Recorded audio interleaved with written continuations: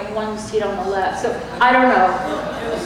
I hope it was good. At least you got the front, wherever you wanted to sit. So, you know, we did our best. It's a little hop, you know, from is it Austin? No, San Antonio, DFW, Tulsa. So there was not a first class section, probably. We tried. So, okay, without further ado, once again, we want to just say that it is so exciting to have you here sharing these incredible pieces of history. And just remember, all the effort that we put into, whether you're donating $20 for a display case or towards STEM education, or the hours that you spend volunteering here at the museum, it makes it possible that these stories will still continue inspiring children 50, 150, 200 years from now. And that's what it's about. It's about that future workforce. And you know, right now in the state of Oklahoma, aviation and aerospace is the second largest industry. Oklahoma is home to the largest commercial MRO in the world, and that's the American Airlines facility. And Oklahoma is home to the largest military MRO, and an MRO means maintenance repair facility. And so Oklahoma has the two largest MROs in the world. So you can understand why the other aviation companies are flocking to Oklahoma and why it's important that we are able to produce that workforce that all of these different entities and companies need. And it's inspiring the children. And not everyone's going to be a pilot. I believe I heard that for every airplane that takes off at one airport and lands, it takes 300 jobs to make that happen. So it's just a really great, you know, it's a good economy to Oklahoma. So what we're doing is really enhancing and promoting the future workforce of Oklahoma. And we appreciate you being here. We appreciate your support. And I'm going to turn it over to Bill Moore, space historian.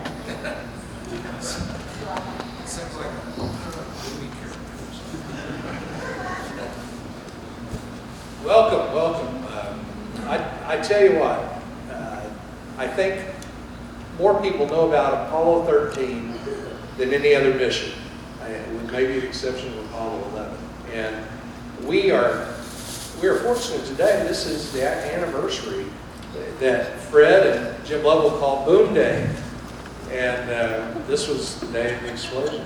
So what a historical day. This is the 54th anniversary, and we're going to cover this from what was happening on the ground to what was happening up in the spacecraft. But before we get started, before we do that, we have a special guest who's going to zoom in with us, Captain Jim Lovell.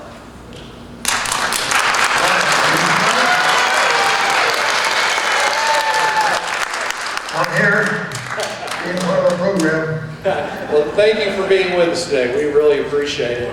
We can't hear Try now. Can you hear me now? you. I can't hear you. Can you see me? Yes. Yes. Okay. Would you start off by telling us what your memories are of that day of the explosion 54 years ago? What are my thoughts? Your memories. Well, my memories? 54 years ago, during the explosion. What are your memories? Well, I still think it's nice that I'm still alive. What happened that day? Yeah. I can recall how Fred and I were thinking what happened, what's the best way of getting it home. Right. It was. I can't hear you. Can you hear me now? Maybe better when I'm speaking. Bill? Can you Can you hear? I'm there, that's it. that better? Like this? Get on the microphone. Is it better if I talk to you? Because the microphone Yeah, I is can hear you. not That better? Okay, well, that day you had just finished a television program showing the Earth, what it was like inside the lunar module. And then the explosion happened. Can you tell us a little bit about what was going on up there in space? Well, of course, Fred and I were sitting down in the spacecraft and, completely dumb of just waiting to what we're going to have to do. And the explosion occurred. And so, Were you scared? Wasn't really scared. I mean, we've had explosions before, I guess, but I didn't know how bad this was until we went back and Fred went back to take a look at it, and finally realized that we were in a serious situation. You smell the gas. We could start smelling the gas. With it. Fred knows more about that than I do, I think. Right, we're gonna visit with Fred and Gerry here a little bit about it. And tell me about the movie. Tell me about trying to make the movie as much like the real event. How much fun was that? Well, it was a lot of fun with Tom Hanks, of course. And of course, by the time that the movie came out, the book was already written, and so we utilized the book to describe the movie and get it going. Great. There's a great film. I'm also going to tell you that there's a documentary by Netflix that hasn't been introduced into the United States yet, but it's really using real footage of the flight and of the explosion. And what we found after watching it, the movie itself is really a true account of what transpired. A little artistic licensing going on, because they have to make it really exciting with the music and everything. Sure. But the bottom line is that movie that they did produce really characterized what happened. I don't know if Fred would agree with that, but our family really felt that it did, state what happened pretty accurately. By the way, this is his daughter Susan that you hear talking. Thank you, Susan, for helping us today. Fred, Gerry, you have anything to say to Jim on Boom Day? Well, Jim and I hook up on the phone every FaceTime now, every Boom Day normally, and remember that event. And at the same time, sadly, remember we didn't get to land on the moon. But aside from that, like Jim said, we're happy that a lot of things had to get figured out. The details, at least, had never been figured out and put on paper that enabled us to get back. Fred said that the sad thing was you didn't get to walk on the moon. Well, that was pretty sad, but of course it wasn't sad at the time that the explosion occurred. It was how do we figure out how to get back here to the house? And that took some time, but with the help of the ground crew and working, closely and thinking out ways of making the spacecraft flyable, getting the proper courses back, getting back on the course to the Earth, that would give us a nice, safe re-entry into the atmosphere. That was the main thing we had to worry about. You bet. Gerry, you have anything? Yeah, I can. Jim, I can remember when you, in a documentary, I think it was after the movie was made, you recall, that we had that long blackout period that we couldn't get you guys, we couldn't get it calm with you during the entry. And you were asked something about that. They'll repeat it. You said, well, I thought it would make a good movie if we just didn't answer. He was talking about the blackout period during re-entry, and you were asked about it, and you said, well, we just thought it would make for a good movie. That's why you didn't answer. That's correct. Well, Captain, we certainly appreciate you taking the time. Thank you, Susan, and we loved having you with us today and remembering Boom Day with you. Thank you.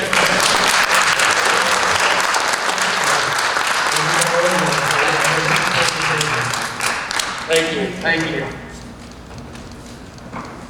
Everybody wave.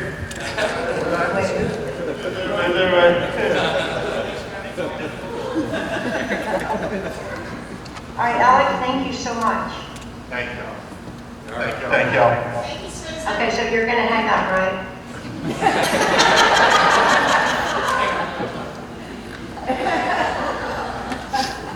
I think that what we might do first is watch a short clip of footage from the mission. Kind of reminds you of some things that happened, and then we'll talk about it. So if we could roll that program. Loading up. Loading.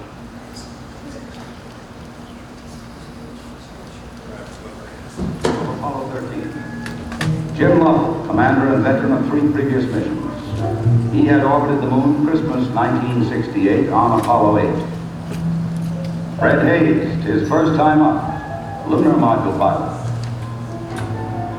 Jack Swigert, command module pilot. 3 days ago, he was on the backup crew. Now he replaced Ken Mattingly. Mattingly had been dropped from the mission because he had been exposed to German measles. He would watch the launch from Houston's mission control. Ignition plan.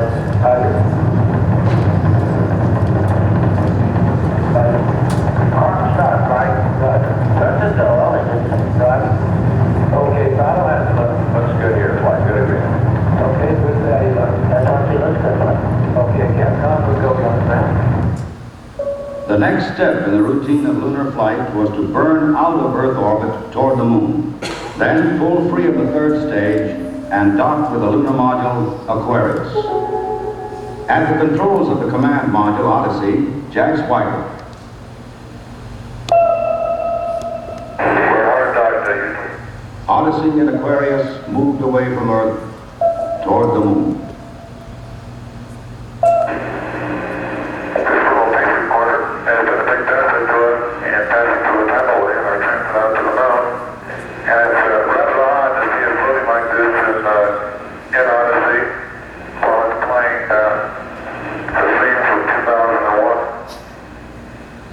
April 13th, 1970. The mood could only be described as relaxed. Apollo 13, man's 5th lunar mission. The 3rd scheduled to land on the moon, continued its tranquil coast. Apollo 13, everyone's there. You need that. We're just about to close out our inspection of Aquarius and get back to the Navy and good night. 13, we've got one more item for you. When you get a chance, we'd like you to stir up your cryo tanks. In addition, I have a shaft and trunnion Okay. for a look at the common Bennett if you need it. Okay. Stand by. Okay, Houston, we've had a problem here. This is Houston. Say again, please. Oh, Houston, we've had a problem. We've had a main beam both undervolt. Roger, main beam undervolt. Okay, stand by at 13. We're looking at it. And we had a pretty large bang associated with the caution and warning them. And as I recall, main B was the one that had a spike on it once before. In the interim here, we're starting to go ahead and button up the tunnel again. 20 times. Go ahead, Econ. The pressure in O2 tank 1 is all the way down to 297. We better think about getting in the LEM or using the LEM system. Tell me you can fly. Go ahead, Mike. I want you to get some guys figuring out minimum power in the LEM to stay in line. The accident had occurred 200,000 miles from Earth. Lovell, Swigert, and Haise rode in the lunar module attached to a lifeless command module. Apollo 13 had started as a mission of scientific exploration. It was now a matter of survival. Aquarius, you go for the burn.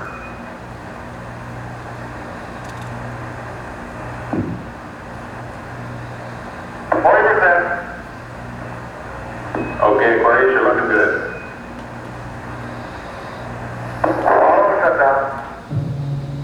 The first problem was solved. They were back on the path to Earth. We've tried to simulate virtually everything that we've had the crew to do that is non-normal that they've done.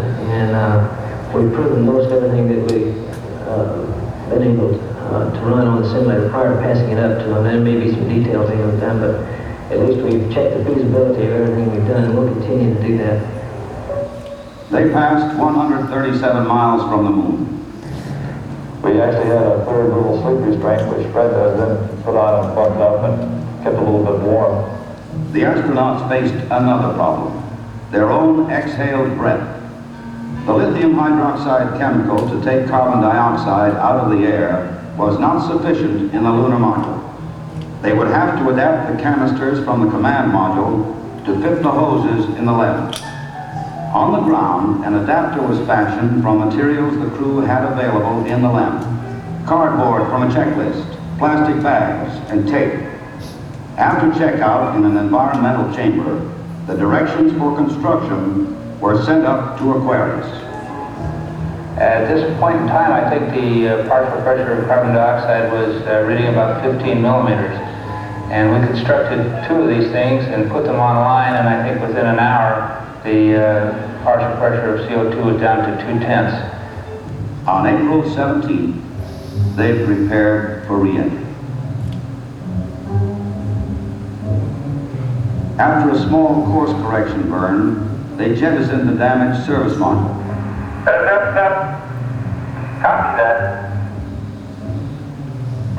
And it's one of the whole side of that big Griffin. Is that right? The whole panel is fallen out, almost from the base to the engine. Really a mess. Man, that's unbelievable. Okay, copy that. Farewell, Aquarius. Thank you. Odyssey Houston standing by, over.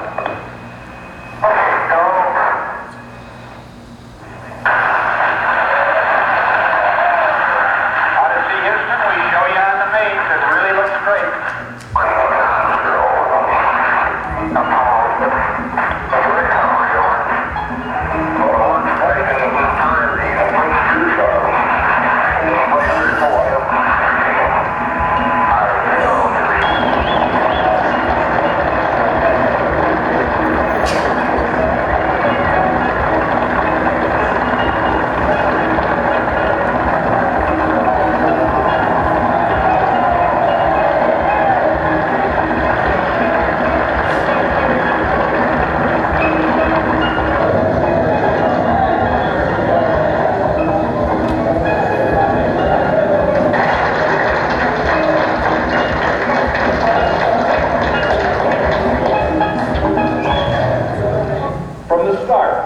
Exploration of space has been hazardous adventure. The voyage of Apollo 13 dramatized its risks. The men of Apollo 13, by their poise and skill under the most intense kind of pressure, epitomized the character that accepts danger and surmounts it. Theirs is the spirit that built America. I got to tell you, for those of you in the room who were alive in 1970, that was the most exciting moment. This was something the world was tuned into, and yet, Fred, you were wondering what the world would think, didn't you? Well, actually, Jim mentioned it in a different way. We went around the backside of the moon, came around. I guess he didn't realize we were on hot mic, and he made some comment about, I guess it'll be a long time before anybody comes back to the moon. And of course, that was taken the wrong way by the press, I think, and how they related to that. No, it to me was a condition that was obviously great prices, great challenges, and a lot of things that had to get worked and figured out. When I talked to many of the people when I got back from Mission Control, we saw them, I think, had cots they slept on in Mission Control. They didn't go home. They got less sleep on the ground than I got in flight. Because there were deadlines that when a certain person was put in charge, with, I guess, as Martian orders, I was told to go find anybody you want in the country to work it and come back with a timeline of when they had to come back with the answer. That had to be then put into flight procedure vernacular, like that canister fix. step-by-step details, and so they needed that time. So these people were really, the gun was really to their head to make a date and a time of day to be back with the answers. And so there was a lot of pressure on people during that time. When I mentioned thought of Lucent landing on the moon, that time was right after the explosion. You have to realize a quick inspection of the panel, even though there was an explosion, the indications all the oxygen, cryogenics, fuel cells, comm, and environmental was on my side of the cockpit in the command module. I thought we'd only lost one oxygen tank. We had two. And tank 2 clearly was gone. So I thought we had tank 2 intact, and it would keep everything powered up, and we'd just leisurely figure out a way to work our way back home with the vehicle still fully powered up. But I knew immediately that meant an abort. And I knew we had lost the landing. So I was sick to my stomach at that point. I'd done all the work to get ready and looking forward to that, and now it was gone in an instant. Of course, pretty quickly, it became obvious. Mission Control told us the second tank was also leaking. It wasn't indicated on our instruments right away. So they had a slow leak in the second tank. So then I had a different feeling. Like Jim said, then I was saying, how the heck are we going to get back home? Well, we lose both of these tanks, and lose all the power to the mothership. The machine that was never supposed to be, capsules, never supposed to be shut down in flight. And so that was a pretty scary thought, that how are we going to work around this? You know, there were 2 points in 13 that today would have been a lot easier, I think, had we had the technology that's available today. And it was actually the fact that we could not uplink changes and things like checklist. Fred mentioned that in order to save the command module, which was the only thing that had a heat shield on it, that could get them back into the Earth's atmosphere, to save it, we had to power everything down. That had never been done. And they didn't have a checklist to power down the command module. And we didn't have one to turn it back on. Those pieces of machinery had power on them at the plant, and it never came completely off. Even when they were shipped, they still had power on them. Also, the fix for the lithium hydroxide canisters, we didn't have a way to uplink that procedure. So the point I wanted to make is that in both those cases, we had to read every step, and they had to write it down. They used back a checklist, they used blank paper. One of the things we did on later flight, no blank paper. But one of the things we did on later flights is put some blank paper and occasionally, I know Swigert, when we were reading up how to power the command module back up, which took days to determine how to do that. He would say, hold on a minute, I gotta find something else to write on. So today, you would just uplink that whole checklist to the space station or wherever you want. And it would make life a lot easier.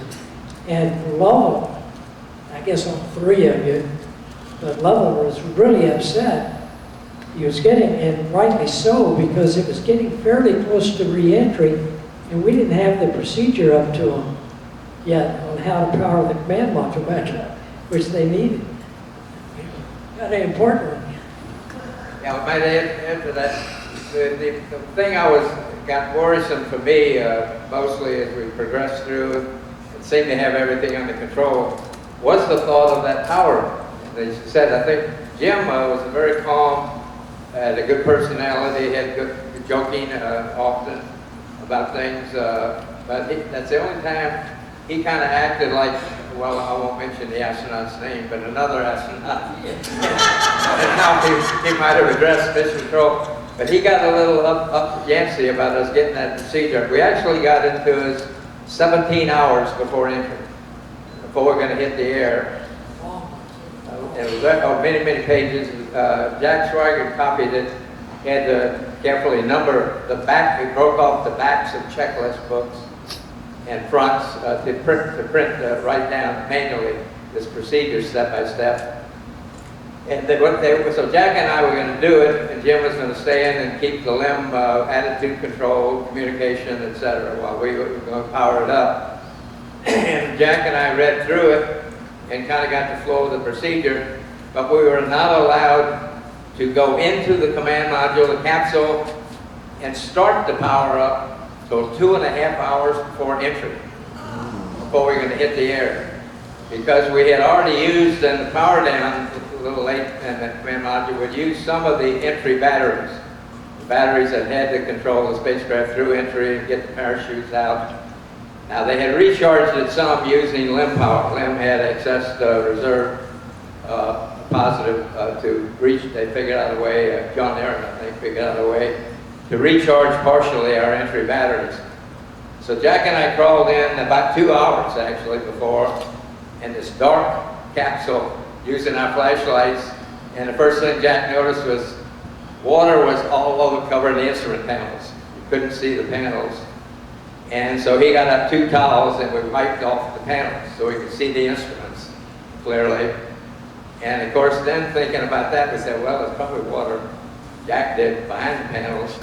The first step in that checklist activation was on each side there were 2 large panels with circuit breakers.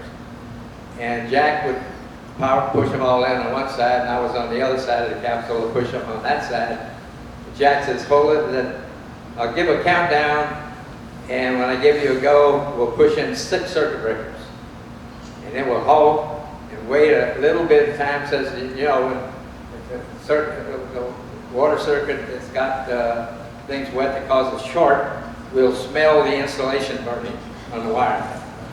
So we stopped and waited, and then we went through another 6. So that's the way we got eventually all the circuit breakers in.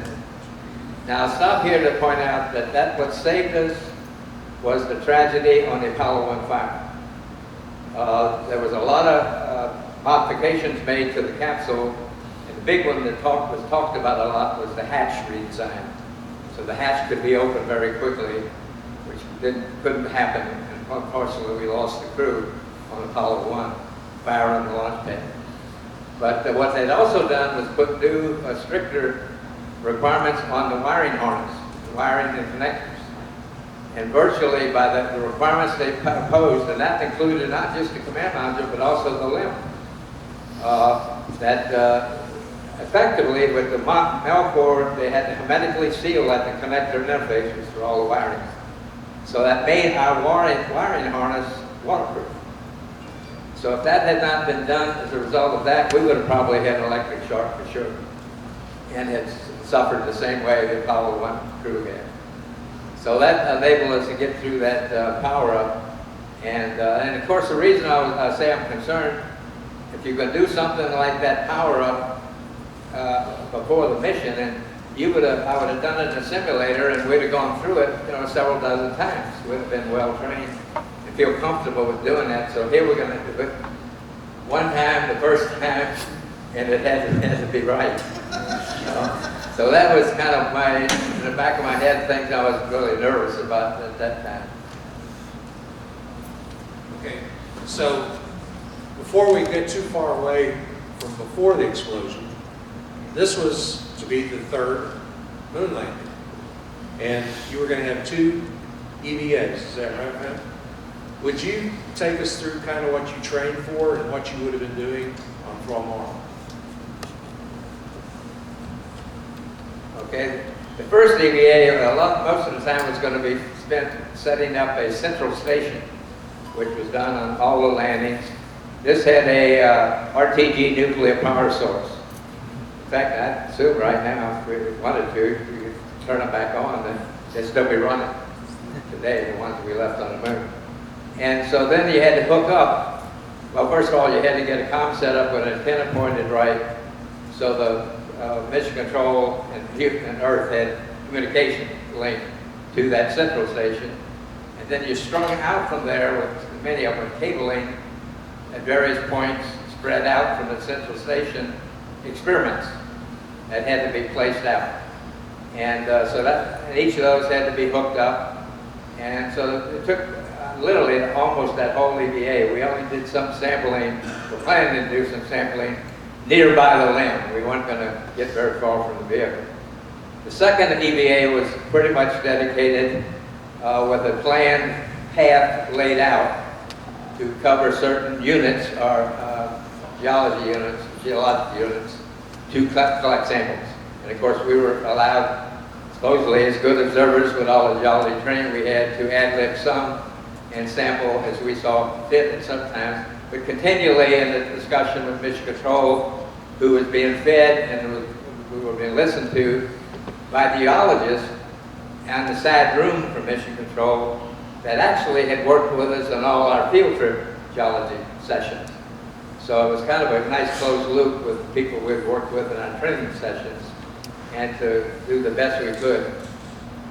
Actually, just one more point, since I didn't get to do any of that, I volunteered, and actually was Gerry's Capcom on Apollo 14. I volunteered, I lined up with Gerry because I knew he would be covering the second EVA on Apollo 14 with Al Shepard and Ed Mitchell, and they would virtually be doing the EVA I didn't get to do. So I figured by being a Capcom with Gerry and knowing what their task was going to be, that I maybe could help somewhat in their being more effective on their EVA. And I really felt I didn't do much input. In fact, they got mad at me at the end when we had to let them stop before they got to the edge of Cone Crater. That was the end point. Get up to the edge of this crater to sample. And we had to call off the EVA. I think Ed called me a dirty name. Ed Mitchell, but anyway, we didn't quite get to the lip. I actually was a little worried about that because that crater wasn't shallow. Yeah, it was steep going up, and but they're falling off the ledge. It wouldn't have been good. But anyway, that was what we were going to do, and what Apollo 14 and Ed Mitchell and Alan Shepard did on Apollo 14. So Gerry, you also train as a team for these missions. Talk about what you were expecting to do if the landing had been successful, and then how that was similar to what you did